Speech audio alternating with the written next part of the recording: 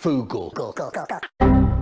Put up a tent, a terrifying creature called Harrybo, the Fugal.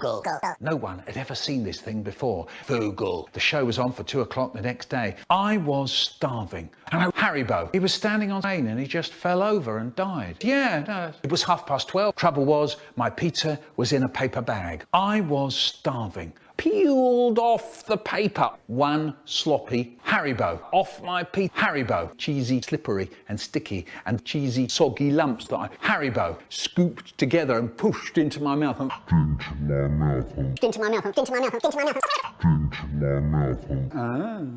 Harrybo. No. Breathing. Boing, boing. Hypnotizer. I can hypnotize people. Who wants to go? So Harrybo said, yeah, me. And he took this gold ring out of his pocket and he put it very carefully between Harrybo's eyes on the bridge of his nose.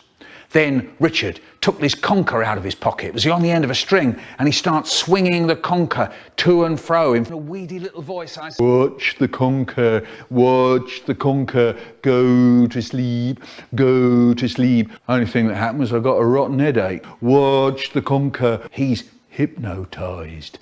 At that, Harrybo goes and stands up. He just stands up, dusts himself down, so we all crowded around him going, were you asleep? He just fell over and died. After that, we used to go around telling people, he just fell over and died. You see that bloke over there? Him, Harrybo, he just fell over and died. Brian, just fell over and died. Brian, and he settles down with his book and waits. Meanwhile, Harrybo, in a weedy little voice, I say, peeping, standing there all shaky and sorry. And Harrybo, there's Dave. Hard luck, Dave. Always knew you were a Harrybo. Peeping, weak. But my dad, what does he do? He stuffs a great big chunk of soggy lumps to his mouth, and then that really does it. His eyes pop out. He flaps his hands. He blows, he puffs, he yells. He just fell over and died.